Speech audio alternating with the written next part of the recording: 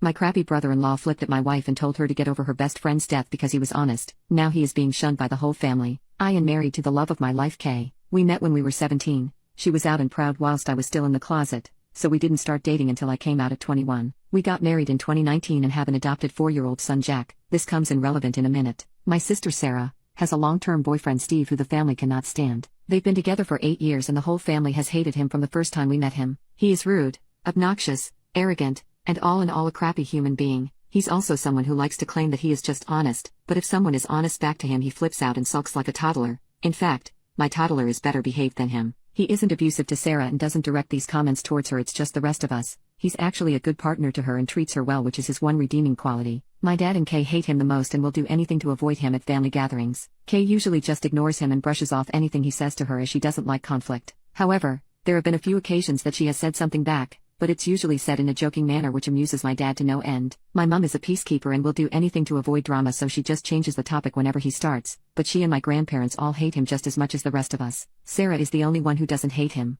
Our son's birth mother Tess was Kay's best friend, who sadly died in 2021. This was a real shock as she had an underlying heart condition that she didn't know about and simply went to sleep one night and never woke up. Jack had been left alone in his cot all day screaming for his mom before Kay got worried that Tess wasn't answering her texts and went to their house to see if she was okay. She found Jack in his cot and Tess in her bed. We adopted Jack as no one in Tess's family was in a position to take him in. We raise him as our own, but he knows who Tess is. Obviously, this is a very sensitive topic for Kay as it was so traumatic for her and Jack. Now, on to what happened last weekend. It was the anniversary of Tess's death on Saturday, so Kay, Jack, and I went to visit her grave. Kay is always quiet after going to see her, and this time of year is especially hard for her. On Sunday we had a family gathering at my parents' house. These happen every couple of months as just a catch-up for everyone. At first, nothing was out of the ordinary. Kay and my dad were off to the side talking as usual, only I could see that Kay was obviously struggling, so my dad and she went for a walk so she could clear her head. This is something they have done before, so nothing too unusual. However, Steve had an issue with this and asked why they had left and why he wasn't invited to walk with them.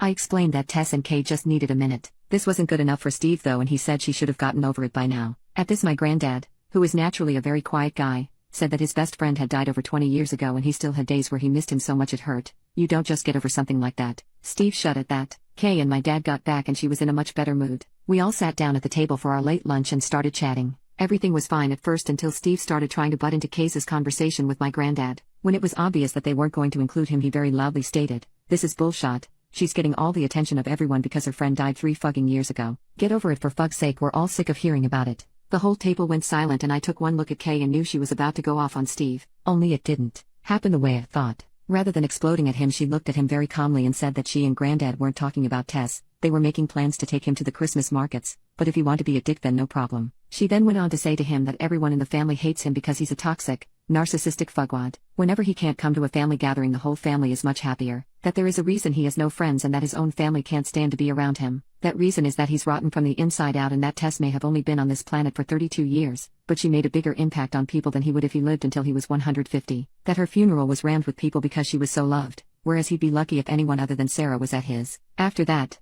she got up and went to the back garden and I followed her. A few minutes later my dad came out and said that he told Sarah and Steve to leave. We went back inside and Kay apologized to everyone and said she should have just kept her mouth shut. Everyone other than my mom told her what she had done was right and it was about time someone told him. My dad then found it hilarious that a lesbian had been the one to tell him straight, which lightened the mood a lot. We spent the rest of the afternoon there before going to pick Jack up from Kay's mom's house, so she had had him overnight on Saturday for us. The reason I'm making this post is that yesterday I got a call from Sarah saying that her and Steve wanted an apology from Kay or they weren't going to Christmas. When I reminded her that we wouldn't be at Christmas either as it our year to spend it with Kay's mom, so it made no difference to us, she got really upset saying that she wanted an apology because Kay was way out of line. I said she wasn't and that I wouldn't even contemplate asking her to apologize because I agreed with everything she said and so did everyone else there. She ended the call and I just went back to work. Then today my dad called me and asked if Kay's mom would mind a few more for Christmas as he was refusing to spend it with Steve, so he and my granddad needed someone else to go. Apparently after Sarah had called me she has called mom and started ranting and my mom had told my dad to get Kay to apologize, which he said no to, and they had an argument and my dad has now decided that he's done with Steve even if that affects his relationship with Sarah. He's not having it anymore. My mom wants Sarah there,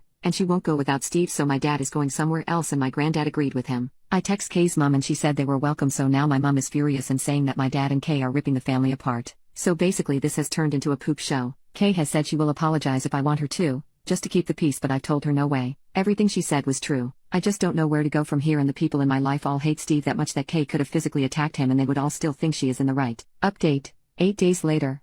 First thing was that I spoke to my grandparents on my mom's side. They were there when this all happened, but they're like my mom and just constantly try to keep the peace. That's where she gets it from. They were supposed to be spending Christmas with my mom this year but had changed their minds and decided to spend it with my uncle instead. They have made the decision to not be around Steve either as he causes too much drama. They asked if they could come and see us and Jack on the 23rd before they head off to my uncle's, which I happily agreed to. This really surprised me and it outright shocked my mom, as like I said they are the biggest take the high road type people I've ever met, but even they've had enough. The next thing that happened was my dad called to let me know that Steve and Sarah had now decided that they want Kay to make a public apology in front of the whole family and admit she was lying and that the family loves Steve. He was laughing as he told me this and called them delusional, so any small chance of a superficial apology went out the window. The third thing that happened was Jack getting home from after school club with a recorder that I am sorely tempted to shove up the teacher's backside. So all in all it wasn't a great day. Through talking to people on here, I also realized that Steve has been trying to push Kay and I out of the family, organizing trips that he knows we would be able to go on. We wouldn't have gone on them anyway as a weekend away with him sounds worse than a paper cut to the eyeball, and him constantly trying to get my dad away from Kay whenever we are all together. I think this is because he is jealous of Kay and Dad's relationship as they're very close and go on trips to classic car shows several times a year together,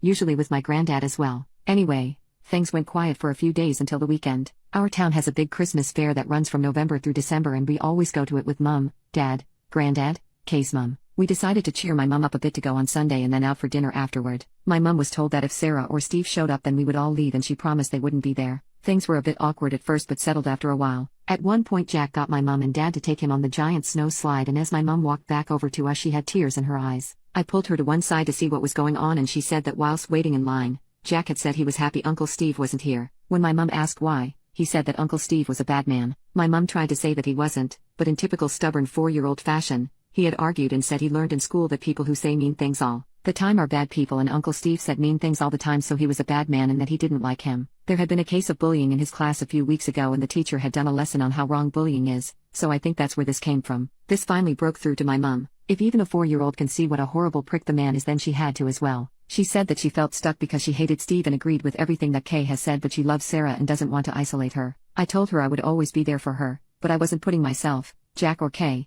through being around Steve again and she needed to think about what she wanted. Not what I want or Dad or Kay or Jack or her parents or Sarah or Steve, but what she wants. She went quiet and then said that Kay's mom had told her she was welcome at hers for Christmas if she wanted to and that she could decide on Christmas Day if she wanted. Kay's mom would save her a plate. We went back to the group and a little while later I saw Mom and Kay's mom having a deep discussion while walking behind us. Neither will say what they talked about, but Mom seemed a bit happier after their talk. They have also been talking since. Yesterday my mom told me that she will be coming to Kay's mom's for Christmas and they've been talking about going shopping together next week. When Mom told Sarah after calling me, Sarah predictably lost her mind and said that Mom was choosing us over her. My mom told her she was choosing to have a good Christmas rather than being belittled and made miserable all for the sake of Steve and his so-called honesty. Sarah then called me and asked if I was happy that I'd won. She then did the unforgivable and used a few homophobic slurs towards me and Kay and called Jack the bastard of a whore. I ended the call, blocked her everywhere, and then let my family know what had happened and that I never wanted to speak to her again. They're all as appalled as I am and my Ganny, Mum's mum, called Sarah and apparently told her she was dead to her as she won't have a bigot in the family. Sarah has been trying to reach out to apologize because she knows she has stepped over the unforgivable line,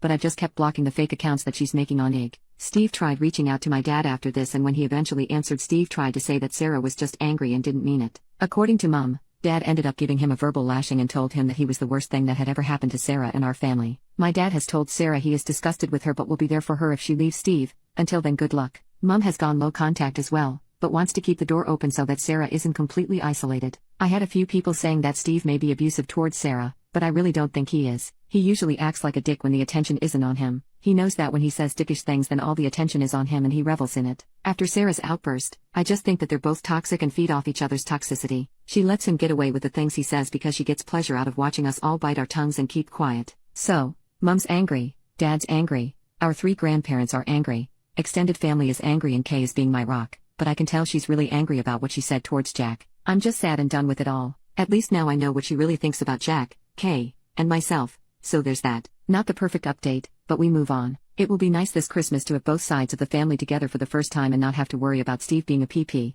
but I'm sad that is how my relationship with my sister has ended. I'm trying to get into the Christmas spirit but it's a tough one right now. The only things that make me smile are Kay and Jack being goofy idiots to cheer me up. However, the recorder can go to hell.